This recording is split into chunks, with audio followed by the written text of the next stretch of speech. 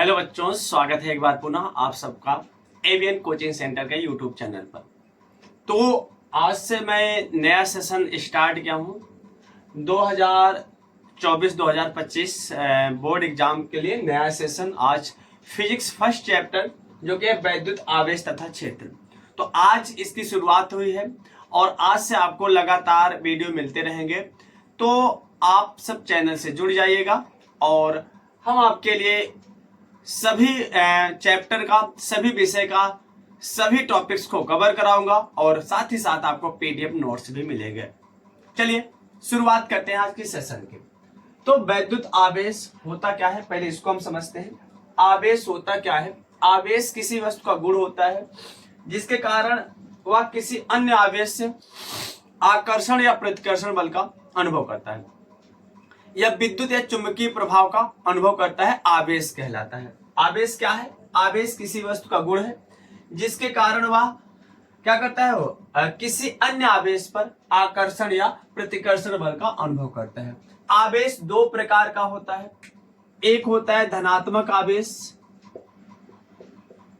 और दूसरा होता है धनात्मक आवेश जिसको हम पॉजिटिव चार्ज कहते हैं, पॉजिटिव चार्ज, और दूसरा जो होता है ऋणात्मक आवेश होता है।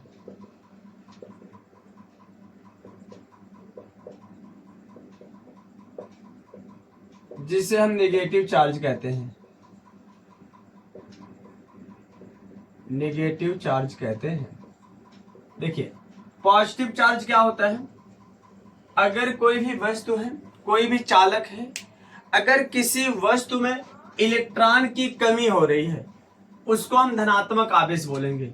इलेक्ट्रॉन की कमी, अगर इलेक्ट्रॉन में कमी हो रही है तो उसको हम क्या बोलेंगे? धनात्मक आवेश कहेंगे। अगर दिया गया है कि कोई चालक है और उस चालक में धनात्मक क्या है, इलेक्ट्रॉन की कमी है, तो हम समझेंगे वह चालक किस आवेश का है? तो धनात्मक आवेश का है।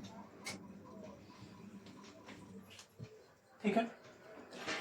दूसरी चीज अगर हम समझेंगे, कोई चालक है और किसी चालक में इलेक्ट्रॉन की अधिकता है, इलेक्ट्रॉन की क्या है? अधिकता है, तो समझेंगे कि वह चालक ऋणात्मक आवेश का है।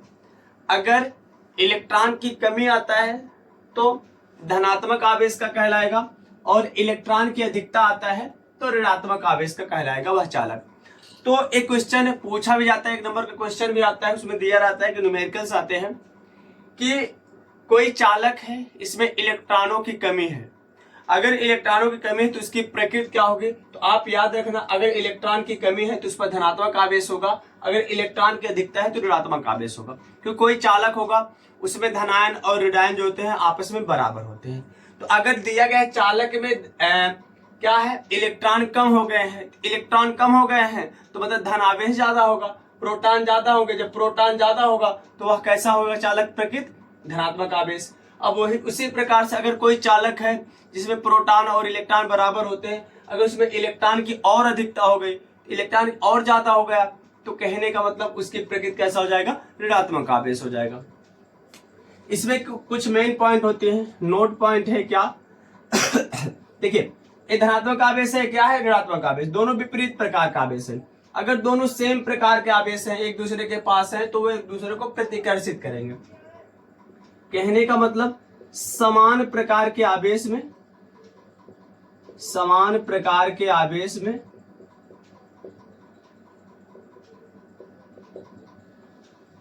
प्रतिकर्षण होता है, समान प्रकार के आवेश में प्रतिकर्षण होता है। दूसरी चीज क्या होता है? अगर आवेश विपरीत है, अर्थात 1+1 क्या है? माइनस है, तो उसमें क्या होता है? आकर्षण होता है। तो विपरीत प्रकार के आवेश में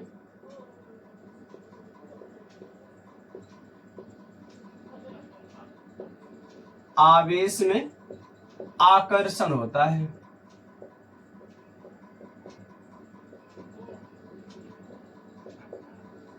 आकर्षण होता है। कहने का मतलब सिंपल सी बातें हैं, अगर दोनों आवेश समान है, अर्थात दोनों या तो धनात्मक है या तो दोनों क्या है, ऋणात्मक है, तो वे एक दूसरे को क्या करेंगे, सॉरी दोनों या तो धनात्मक है या तो दोनों क्या है, ऋणात्मक है, तो अर्थात समान प्रकार का आवेश है, तो वे एक दूसरे को क्या करेंगे, प्रतिकर्षित करेंगे।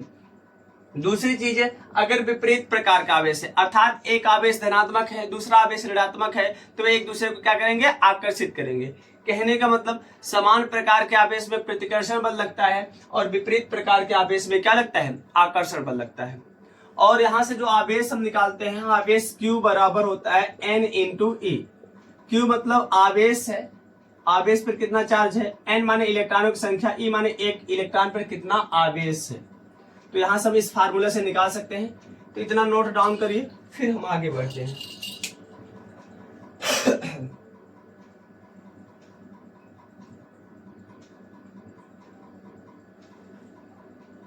चलिए हम इसको इरेज करते हैं, फिर आगे बढ़ते हैं।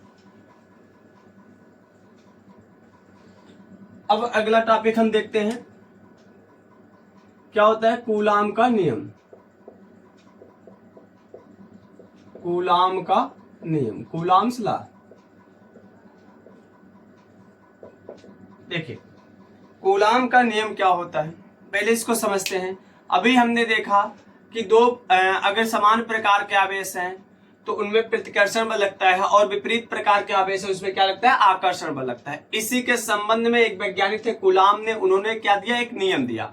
उन्होंने क्या बताया कि जैसे दो आवेश हैं, मान लेते हैं दो आवेश, एक आवेश Q1 है एक आवेश Q2 है, एक बिंदु A पर रखा है दूसरा बिंदु B पर रखा है और इसके मध्य की दूरी R है। सपोज दैट दो आवेश है, एक Q1 है और दूसरा क्या है, Q2 है, और Q1 Q2 आवेश एक दूसरे से R दूरी पर रखे गए हैं। अगर दोनों समान प्रकार का आवेश है, जैसे आप देख ही रहे हो दोनों धनात्मक आवेश है, तो इनमें क्या लगेगा, प्रतिकर्षण बल लगेगा, अर्थात एक दूसरे को क्या करेंगे, प्रतिकर्षित करेंगे। अब इसमें जो बल लग रहा है इसी को कूलाम ने बताया क्या, कि जो बल लग रहा है किस किस पर निर्भर करता है। इन्होंने क्या बताया कि जो बल लगेगा आकर्षण या प्रतिकर्षण बल, यह इन जो दोनों आवेश होंगे जो R दूरी पर रखे हैं, इन दोनों आवेशों के गुणनफल के अनुक्रमानुपाती होता है। कहने का मतलब F जो होता है Q1 और Q2, दो आवेश क्या है, Q1 और Q2, इन दोनों के गुणनफल के क्या होगा, अनुक्रमानुपाती। इसको इक्वेशन 1 मान लेते हैं। और दूसरा इसी के बारे में बताया, और जो बल होगा, पहला तो क्या होगा, जो बल लगेगा इन दोनों आवेशों के गुणनफल के अनुक्रमानुपाती होगा, और दूसरा यह बल किस पर निर्भर करेगा, ये बीच की जो दूरी होगी इसके वर्ग के व्युत्क्रमानुपाती होती है। व्युत्क्रमानुपाती का मतलब क्या होता है, उल्टा। अनुक्रमानुपाती का मतलब क्या होता है, अगर दो राशियां एक दूसरे के अनुक्रमानुपाती हैं, इसका मतलब यह होता है कि अगर पहली राशि बढ़ रही है तो दूसरी राशि उसी अनुपात में बढ़ेगी। व्युत्क्रमानुपाती का मतलब क्या होता है, अगर पहली राशि बढ़ रही है तो दूसरी राशि भी उसी अनुपात में घटेगी। पहली राशि बढ़ रही है तो दूसरी राशि क्या होगी, उसी अनुपात में घटेगी। ये व्युत्क्रमानुपाती होता है। इसको इक्वेशन नंबर 2 मान लेते हैं। अब अगर दोनों नियम को मिला देते हैं, देखो दोनों क्या है, F के प्रोपोर्शनल है, तो दोनों नियम को मिलाने पर, दोनों समीकरण को मिला दो,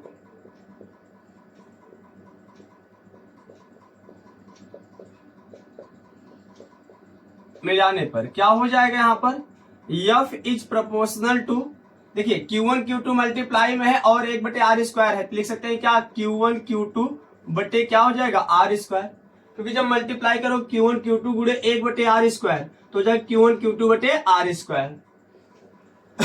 अब F बराबर क्या हो जाएगा, आपको पता है प्रोपोर्शनलिटी हटाते थे बराबर लिखते हैं और एक कांस्टेंट लिखते हैं, तो हो जाएगा K इंटू Q1 Q2 बटे क्या हो जाएगा, r²।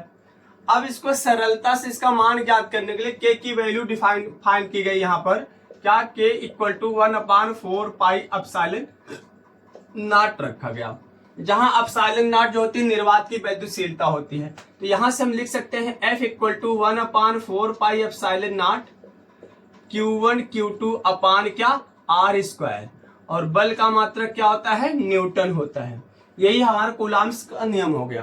तो कूलाम का नियम अगर आप डिफिनेशन लिखना चाहते हो तो कैसे लिखोगे, देखो यहीं से लिख सकते हो, क्या, कूलाम के नियम के अनुसार दो स्थिर बिंदु आवेश के बीच लगने वाला आकर्षण या प्रतिकर्षण बल क्या होता है, इसी नियम से देखो दोनों आवेशों के गुणनफल के अनुक्रमानुपाती तथा उनके बीच की जो दूरी है उसके वर्ग के व्युत्क्रमानुपाती होती है।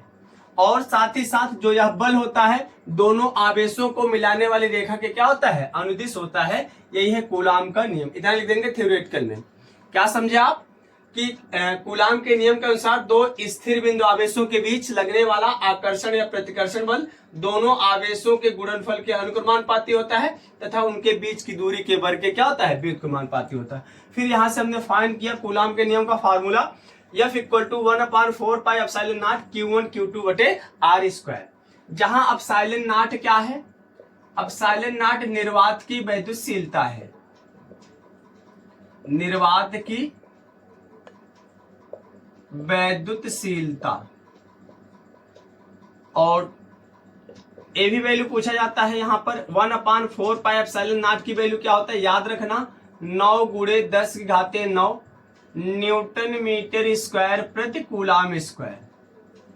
साथ ही साथ एप्सिलॉन नॉट की भी वैल्यू पूछा जाता है। एप्सिलॉन नॉट की वैल्यू क्या हो जाएगा 8.85 गुणे 10 की घाते -12 कूलाम स्क्वायर प्रति न्यूटन मीटर स्क्वायर।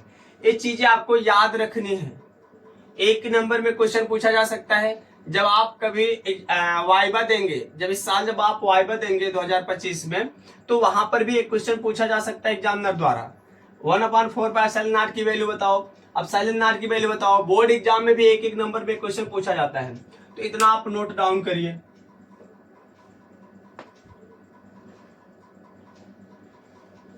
तो उम्मीद करता हूं आपने इसको स्क्रीनशॉट ले लिया होगा। तो आज बस सेशन की शुरुआत करनी थी, सेशन की शुरुआत हो चुकी है। अब आगे वीडियो को और लंबा किया जाएगा, लेकिन इससे पहले आप सब जुड़ जाइए इस चैनल से जो इस बार बोर्ड एग्जाम में शामिल होने वाले हैं, 2025 में शामिल होने वाले हैं। उन तक ये वीडियो जरूर शेयर करिएगा जिससे सभी बच्चों को लाभ हो सके। एकदम फ्री मिलेगा आपको, यूट्यूब पे मिलेगा, सभी कंटेंट मिलेगा, हर एक डाउट क्लियर किया जाएगा, आपको पीडीएफ नोट्स भी मिलेंगे। तो फिर मिलते हैं दोस्त ऐसे एक और मजेदार वीडियो के साथ। तब तक के लिए अपना ख्याल रखिएगा दोस्त। Love you, bye bye, take care.